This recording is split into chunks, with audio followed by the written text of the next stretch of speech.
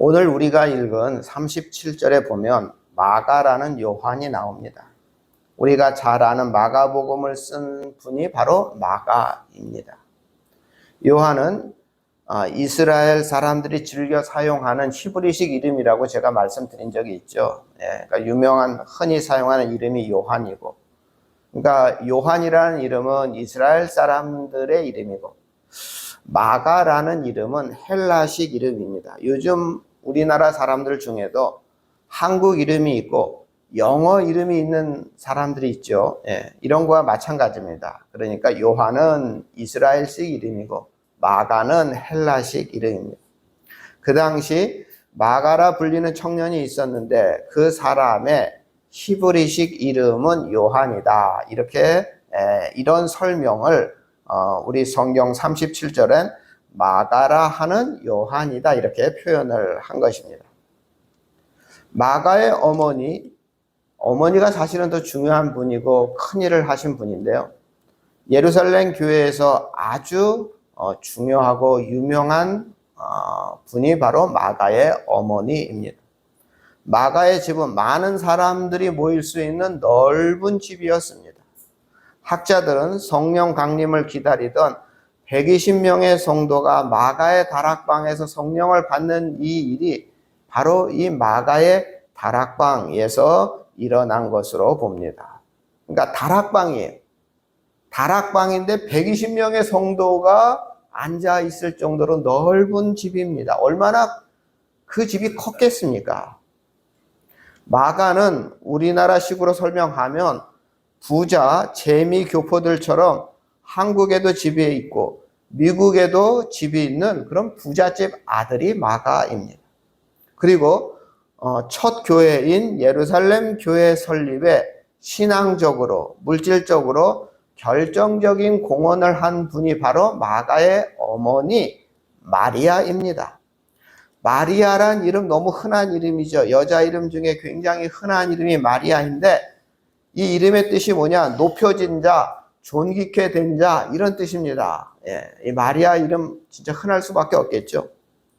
전도를 열심히 하던 베드로가 헤롯 왕의 손에 잡혀서 감옥에 들어간 적이 있습니다. 그때 성도들이 마가의 다락방에 모여서 베드로를 위해서 간절히 기도한 적이 있습니다. 밤에 천사가 나타나서 베드로를 묶고 있던 쇠사슬이 풀려나서 감옥에 나오게 되죠. 사도행전 12장에 보면 감옥에서 나온 베드로가 즉시 어디로 가느냐? 마가의 집으로 가죠. 이처럼 마가의 집과 그의 어머니 마리아는 정말 초대교회 공신 중에 공신이라고 할 수가 있습니다. 마가의 삼촌이 있는데요. 마가의 삼촌도 굉장히 유명한 사람입니다. 그 유명한 사람의 이름이 뭐냐? 바나바입니다. 다 이름은 들어 아시죠? 바나바는 교회에 자신의 모든 소유를 가장 먼저 하나님께 바친 사람이 바로 바나바입니다. 우리 서묘순 권사님이 몇 년 전에 저에게 기도 제목을 써내신 적이 있는데요. 그 기도 제목 중에 믿음의 명문 가문이 되게 하소서 이런 기도 제목이 있었습니다. 제가 그 기도 제목이 너무 마음에 들어서 우리 권사님 가정을 위해서도 기도하면서 우리 가정도 명문 가정이 되게 해주십시오 이렇게 기도를 하고 있습니다. 정말 이 사도행전에 나오는 이 마가의 어머니 그 다음에 바나바 이들이 다 진짜 우리 기독교 역사에 중요한 정말 일을 했던 그런 사람들이고 그런 가문입니다. 사도행전 11장 24절에 보면 바나바는 착한 사람이요 성령과 믿음이 충만한 사람이라고 소개하고 있습니다. 아무튼 마가, 요한, 그다음에 바나바 가까운 친척이고 같이 피를 나눈 혈연지간입니다. 마가의 집안은 이처럼 믿음의 명문 가문입니다. 사도행전 13장에 보면 교회 역사상 최초로 안디옥 교회에서 바울과 바나바를 세계 선교사로 파송하는 장면이 나옵니다. 우리 교회 이름 중에 안디옥 교회가 많죠. 전주에도 있고 서울에도 있고 안디옥 교회라는 이름이 많은데 그 이유가 뭐냐? 이 세계 최초로 선교사를 파송한 교회가 안디옥 교회이기 때문에 그렇습니다. 이때 마가가 바울과 바나바와 함께 세계 선교에 나아갑니다. 마가가 바울과 바나바와 함께 세상을 향한 최초의 세계 선교에 참여했다는 것은 대단한 사건이죠. 마가가 이만큼 초대교회에서 인정받고 쓰임받았던 정말 소중한 사람이었음이 분명합니다. 그런데 선교 여행을 떠난 후 몇 주 안에 불미스러운 일이 발생합니다. 사도행전 13장 13절에 마가가 정말 교회 역사상 최초의 선교 여행을 포기하고 이 마가가 집으로 돌아가 버립니다. 우리 화면을 보시면 우리 함께 있습니다. 바울과 및 동행하는 사람들이 바보에서 배 타고 밤빌리아에 있는 버가에 이르니 요한은 그들에게서 떠나 예루살렘으로 돌아가고, 여기 요한이 바로 마가입니다. 아마도 더 이상 선교에 재미가 없었던지 복음과 선교 때문에 붙잡히거나 핍박을 당하거나 법정에 서는 것이 두려웠을지도 모르겠습니다. 아니면 자신의 삼촌 바나바보다 사도 바울이 더 주도권을 행사하는 것을 보고 시기심에 배가 아팠을 수도 있습니다. 안디옥 교회 담임 목사는 바나바였고 부목사가 바울이었습니다. 그런데 이 세계 선교를 하는 과정에 사도 바울이 주도권을 갖게 됩니다. 아마 그래서 시기심 때문에 그랬을지도 모릅니다. 아무튼 이건 제 생각입니다. 아무튼 우리가 왜 마가가 집으로 돌아가 버렸는지 정확한 것은 모릅니다. 성경에 정확한 기록은 없는데 마가가 갑자기 선교 여행을 중도에 포기하고 버가라는 곳에서 예루살렘 집으로 돌아간 것은 확실합니다. 이러한 마가의 태도는 인내력이 없다고 평가할 수 있고 지교력이 없다고 평가할 수 있고 또 용기가 없는 모습이라고 비판받아 마땅합니다. 귀하게 자란 철부지 부잣집 아들의 한계라고 생각할 수밖에 없는 장면입니다. 사실 마가의 중도 포기는 다시는 하나님 나라에 쓰임받을 수 없을 정도로 중대한 실수입니다. 그 어떤 어려움이 있다 하더라도 차마 해서는 안 되는 행동이었습니다. 이때 마가의 어리석은 결정은 그 당시 교회 지도자였던 바울에게 큰 실망을 안겨주었습니다. 선교 계획과 일정에 아마 상당한 차질을 주었을 것입니다. 이 한 번의 철없는 결정으로 마가는 바울의 마음속에 한심한 사람으로 아무 쓸데없는 사람으로 아직 성숙지 못한 철부지로 낙인이 찍힐 수밖에 없습니다. 사실 마가의 이런 행동은 처음이 아닙니다. 마가는 예수님과 함께 있을 때에도 중도에 예수님을 버리고 도망친 전과가 있습니다. 제사장과 서기관과 로마 병정이 예수님을 잡아갈 때 마가는 알몸으로 배 혼이불을 입고 예수님을 멀리서 따라가고 있었습니다. 그러나 로마 병정이 마가를 알아보자 마가는 그 배 혼이불을 벗어버리고 알몸으로 도망쳤습니다. 우리 화면을 한번 보실까요? 우리 함께 있습니다. 제자들이 다 예수를 버리고 도망하니라. 한 청년이 벗은 몸에 배 혼이불을 두르고 예수를 따라가다 무리에게 잡히매 배 혼이불을 버리고 벗은 몸으로 도망하니라. 마가를 잡으려고 하니까 이렇게 감싸고 있는 그 이불을 잡았겠죠. 그러니까 그걸 벗어버리고 발가벗은 몸으로 도망갔어요. 아무튼 세계 최초 1차 선교 여행을 중도에 포기한 마가, 결국 바울과 바나바는 이 마가 없이 1차 전도 여행을 진행하였고 다행히 하나님의 은혜로 성공적으로 선교 여행을 마치게 됩니다. 그리고 1차 전도 여행을 마친 후 2년 후에 바울과 바나바는 드디어 이제 제2차 전도 여행을 떠나게 됩니다. 이때 바나바가 다시 마가의 이름을 들먹거립니다. 바나바는 사도 바울에게 마가를 함께 데리고 갈 것을 제안합니다. 그러자 바울은 강하게 반대합니다. 오늘 본문이 바로 그 기록인데 성경에는 자세히 바울과 바나바의 그 언쟁 장면이 기록되어 있지 않지만 36절에 보면 심히 다투었다 이렇게 말하고 있습니다. 제 생각에는 이런 대화가 오가지 않았을까 생각하는데요. 사도 바울이 절대 안 됩니다. 그 철부지 같은 놈하고 어떻게, 지난번에도 마가가 떠나는 바람에 우리가 얼마나 어려웠습니까? 마가는 정말 하나님 나라 사역에 절대 해가 되는 존재입니다. 아마 이런 식으로 얘기하지 않았을까요? 자격이 미달입니다. 이렇게 얘기했을 것 같아요. 그러나 바나바는 아직 젊은데 실수할 수 있는 거 아닙니까? 마가는 능력이 있는 사람입니다. 우리 기회를 한 번 더 줍시다. 하지만 이 바울과 바나바 사이에 의견이 좁혀지지 않았죠. 바울은 한 고집하는 사람 아닙니까? 절대 자기의 고집을 꺾지 않고, 또 바나바도 바울을 설득하기 위해서 온 힘을 다했겠죠. 그 장면이 어떠했는지 성경에는 서로 심히 다투었다 이렇게 기록하고 있습니다. 이어서 사도행전 15장 39절에 보면, 우리 화면 보실까요? 함께 있습니다. 서로 심히 다투어 피차 갈라서니 바나바는 마가를 데리고 배를 타고 구브로로 가고. 결국 원래는 바울과 바나바가 함께 선교를 가기로 다 준비를 하고 약속을 하고 다 한 것입니다. 그런데 누구 때문에? 마가 때문에 서로 다퉜어요. 그래서 마가를 다투고 나서 이게 화해가 안 돼. 그러니까 어떻게 했어요? 바나바는 마가를 데리고 구브로로 떠나버리고 말았어요. 따로따로 간 것입니다. 따로따로. 그리고 바울은 누굴 데려갑니까?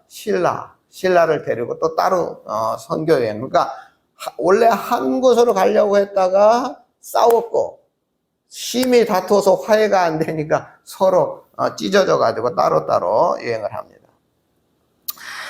그러면 마가는 이 사건 이후에 하나님 앞에 이제는 쓰임 받을 수 없는 존재가 되었을까요? 바울은 이 사건 이후에 마가하고 이제 완전히 인연을 끊어버리고 다시는 마가를 쳐다보지도 않았을까요? 이 사건이 있은 후 15년 후에 쓰여진 바울의 글에 보면 놀랍게도 바울이 자신의 선교 사역을 이 마가에게 인수인계하는 장면이 나옵니다.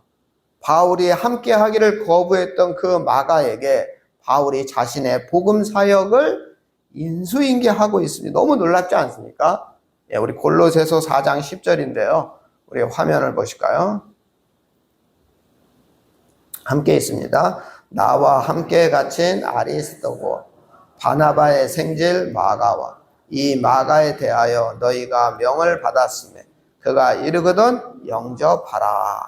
지금 이 골로새서의 내용은 마가가 바울과 함께 감옥에 갇혀 있습니다. 그러면서 바울이 마가를 공식적으로 인정하면서 성도들이 마가를 바울만큼 영접할 것을 명령하고 당부하고 있는 그런 말씀입니다.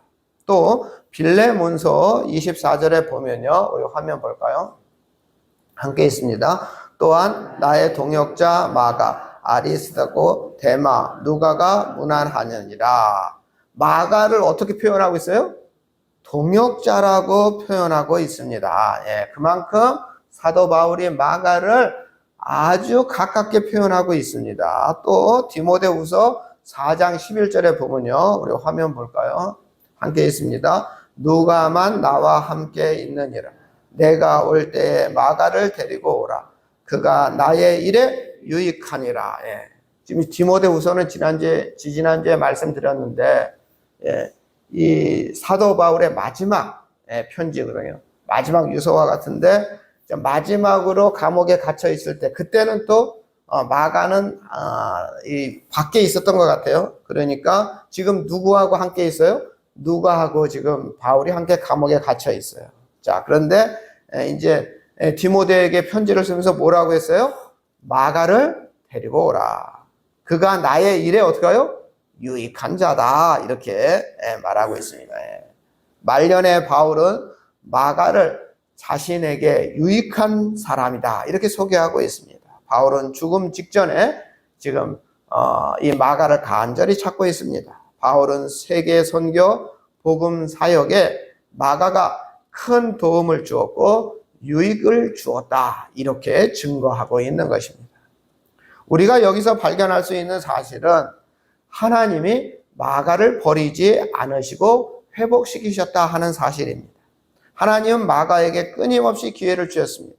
인생에 있어서 부끄러운 결정을 내렸던 마가에게 하나님은 여전히 기회를 주시고 다시 회복시키셨습니다.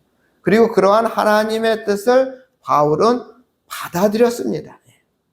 새롭게 변화된 마가도 대단하지만 이러한 마가를 인정하고 받아들인 바울도 대단하다고 저는 생각합니다. 저 같으면 안 그럴 수도 있었을 것 같아요. 그래서 사도 바울 대단합니다. 더 놀라운 것은 비겁하고 겁이 많아 도망쳤던 마가가 하나님의 은혜로 회복된 후에 우리가 잘 알다시피 마가복음이라는 정말 위대한 성경을 기록하고 있는 것입니다. 우리는 마가를 통해 하나님은 언제나 또 다른 기회를 우리에게 주시는 하나님이시다 하는 것을 우리가 깨달을 수가 있습니다. 우리가 어떤 실수를 할 수 있죠. 비겁한 행동을 할 수 있습니다. 심지어 정말 하나님으로부터 버림받을 수밖에 없는 큰 죄를 질 수도 있습니다. 그러나 우리 하나님은 우리를 다시 회복하여 사용하기를 원하십니다. 하나님께서 친히 말씀하셨죠. 히브리서 13장 5절 말씀인데요. 우리 화면 함께 보실까요? 함께 있습니다. 내가 결코 너희를 버리지 아니하고 너희를 떠나지 아니하리라. 이 진리는 너무나 중요합니다. 이 진리를 아느냐 모르냐에 따라서 우리 인생의 성패가 달려 있습니다. 우리는 가룟 유다와 베드로를 비교할 수가 있습니다. 이 두 사람은 똑같이 예수님을 배반했습니다. 베드로의 배반이 가룟 유다의 배반보다 가벼운 것은 아닙니다, 여러분. 이 베드로도 엄청난 짓을 했죠. 마가복음 14장 71절에 보면요. 우리 화면을 보실까요?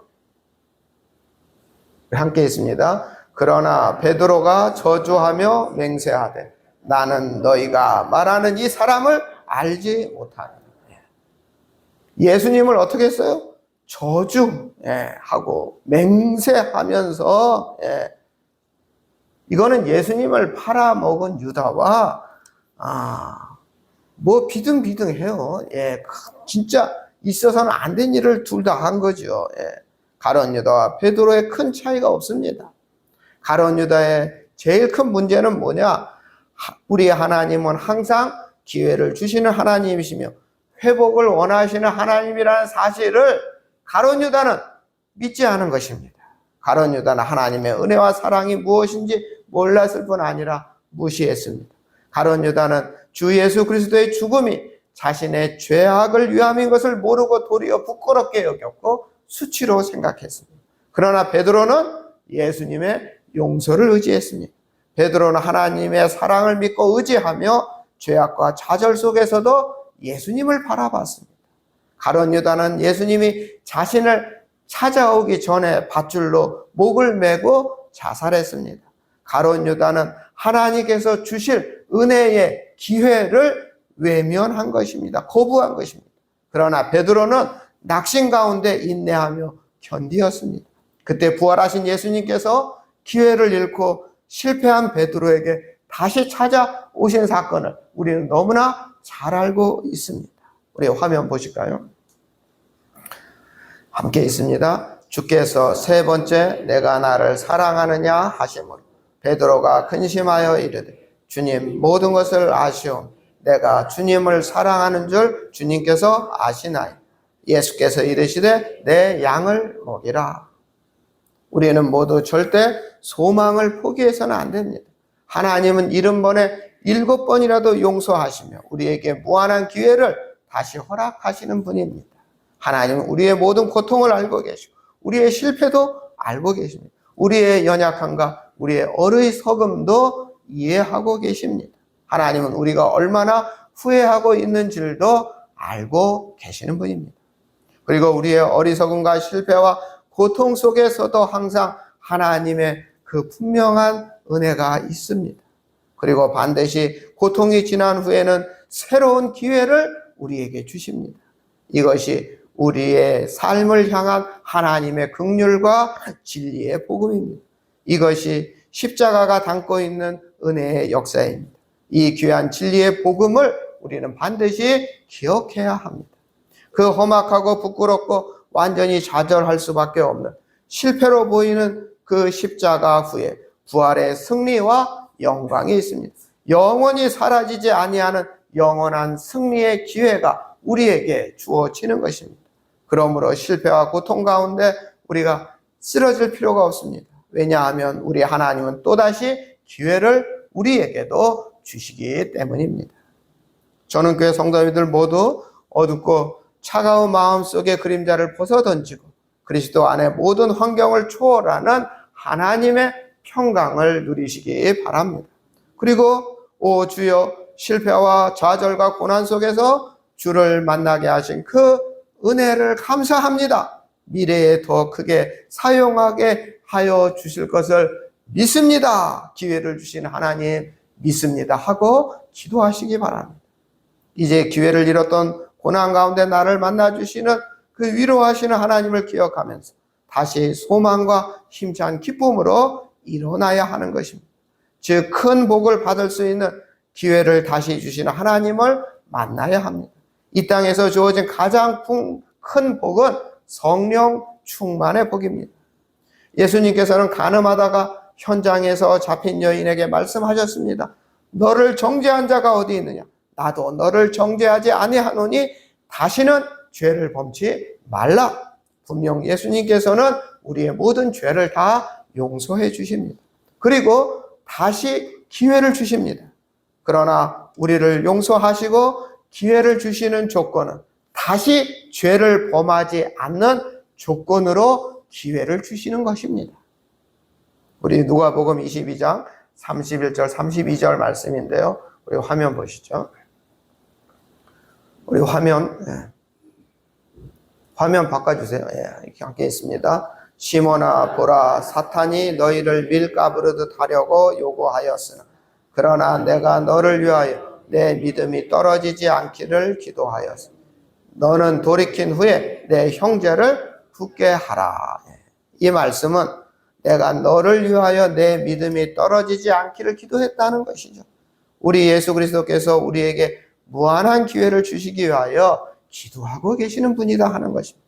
하지만 동시에 너는 돌이킨 후에 내 형제를 굳게 하라. 내가 일단 돌아오고 너만 돌아오는 것으로 끝난 것이 아니라 너의 형제들이 좌절해서 극복할 수 있도록 도와주라 하는 말씀입니다. 예수님께서 다시 기회를 주셨기에 우리는 반드시 돌아와야 합니다. 정말 뿐만 아니라 우리의 사명은 이 세상에 낭망한 우리 영혼들, 기회를 잃은 자들에게 용기를 주는 그러한 우리의 사명이 우리에게 주어지는 것입니다. 오늘도 기회를 주시는 하나님께 정말 감사를 드립니다. 우리 좋으신 하나님과 정말 가까운 관계를 유지하기 위해서 죄를 멀리하고 말씀과 기도와 믿음에 더욱더 힘쓰시기 바랍니다. 그리고 반드시 기회를 다시 주신 하나님을 믿으시고 또한 그 기회를 다시 얻었으며 감사와 거룩함을 잃지 않도록 우리는 노력해야 합니다. 이제 다시 주신 기회 속에서 하나님께서 주신 사명을 붙들고 더욱 주의 나라를 위해 살아가시는 우리 전원교회 모든 성도님들, 복된 자녀들 다 되시기를 주님의 이름으로 축원합니다. 기회를 주시는 하나님, 우리 모두 가룟 유다가 아니라 베드로와 같이 하나님께서 주시는 기회를 선용하는 자가 되게 하여 주시옵소서. 마가가 철부지에서 사도 바울로 인정받은 동역자로 변화되었듯이 우리도 거룩한 주님의 아들과 딸로 부끄럽지 않게 변화되게 하여 주시옵소서. 그리고 나만 기회를 얻는 것으로 그치는 것이 아니라 다윗과 같이 다른 사람들에게도 하나님이 기회를 주신다는 것을 알리고 깨우치는 전도의 사명도 잘 감당하게 하여 주시옵소서. 우리를 구원하신 예수님의 이름으로 기도드립니다. 아멘.